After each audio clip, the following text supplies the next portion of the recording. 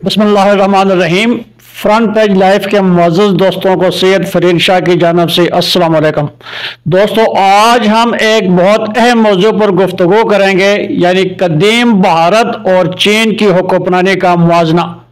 ये दोनों तहजीबें अपनी कदीम तारीख, हुकूमत और इंतज़ामी ढांचे की वजह से दुनिया भर में मशहूर हैं। दोनों तहजीबों की हुक्मरानी के अंदाज में काफ़ी फ़र्क भी है और कई पहलुओं में मुमासलती भी पाई जाती है। आइए इसका जायज़ा लेते हैं। कदीम भारत की हुक्मरानी।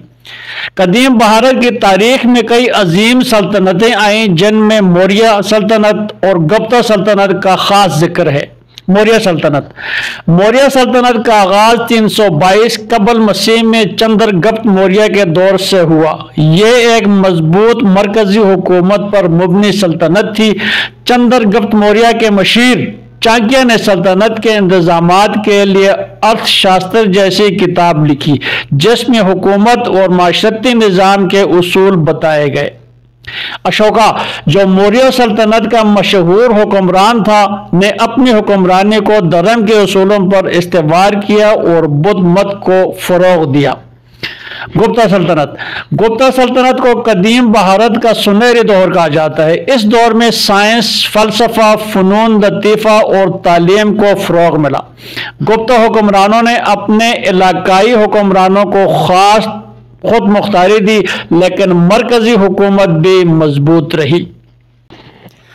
कदीम भारत में मोनवार की ममलकतों और राजाइयों का निज़ाम था। मुख्तलिफ राजा अपनी रियासतों पर हुकूमत करते थे और मरकजी ताकत अक्सर अदम इस्तेहकाम की शिकार रहती थी। हुक्मरान धर्म और शास्त्र के मुताबिक हुकूमत करते थे। मजहब और कानून का गहरा ताल्लुक था। जात पात के निज़ाम ने माशरती ढांचे को तश्कील दिया, जिसमें ब्राह्मण, कश्तरिया, वेश्या और शूद्र शामिल थे। ज़राअत, तिजारत और दस्तकारी मईशत के अहम सतून थे। सोने, चांदी और दूसरे देहातों का इस्तेमाल राइज था। कदीम चीन की हुक्मरानी। चीन की कदीम तारीख में कई ताकतवर खानदानों ने हुकूमत की, जिनमें चिन और हान सल्तनतें अहम हैं।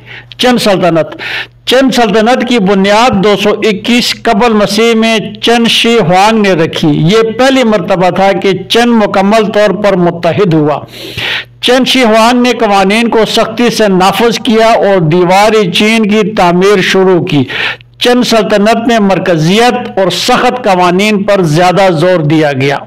हान सल्तनत को चीन का सबसे अजीम दौर समझा जाता है। इस दौर में हुकूमत को कन्फ्यूशियस के उसूलों पर चलाया गया, जिसमें इखलाकियात और इंसाफ को बुनियादी हैसियत हासिल थी। हान दौर में तालीम याफ्ता तबके को हुकूमत में शामिल करने के लिए इम्तिहानी निज़ाम मुतारफ कराया गया, जो बाद में चीनी हुकूमत का लाजमी हिस्सा बन गया। कदीम चीन में मोनवार के निज़ाम था, जहाँ शहनशाह को सबसे ज़्यादा इख्तियारात हासिल थे। शुआंग, डाई नस्लस और हान नस्लस जैसे मुख्तलिफ ख़ानदानों ने तवील अरसे तक हुक्मरानी की। कन्फ्यूशियज़म का निज़ाम हुकूमत और इखलाकियात पर गहरा असर था। अदल, हक और इंसानी ताल्लुकात की बुनियादी अहमियत थी।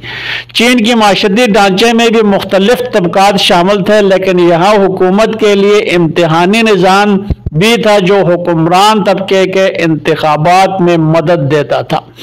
ज़राअत, रेशम की सनत और तिजारत मईशत के अहम सतून थे। सोने, चांदी और दूसरे देहातों का इस्तेमाल राइज था। मरकजियत। भारत की हुक्मरानी में मरकजी हुकूमत के साथ साथ इलाकाई हुक्मरानों को भी खुद मुख्तारी हासिल थी, जबकि चीन में मरकजियत ज्यादा थी और तमाम इख्तियारात बादशाह के पास थे। कानून और इंसाफ। चीन में कानून की सख्ती पर ज्यादा जोर दिया गया, जबकि भारत में फलसफा और इंसाफ के उसूलों को फरोग मिला। माशरती ढांचा। भारत में जात पात का निज़ाम राइज था, जबकि चीन में ब्यूरोक्रेसी और इम्तिहानात के जरिए अफराद को आला ओहदों पर पहुंचने का मौका दिया जाता था। भारत में मुख्तलिफ रियासतों के राजा थे जबकि चीन में मरकजी शहनशाह का निज़ाम था। भारत में धर्म और शास्त्र का असर था जबकि चीन में कन्फ्यूशियज़्म गालिब था। दोनों तहजीबों में मुख्तलिफ माशरती तबकात थे लेकिन चीन में इम्तिहानी निज़ाम भी था। दोनों में ज़राअत और तिजारत मईशत के अहम सतून थे लेकिन मुख्तलिफ मसनूआत और देहातों का इस्तेमाल होता था।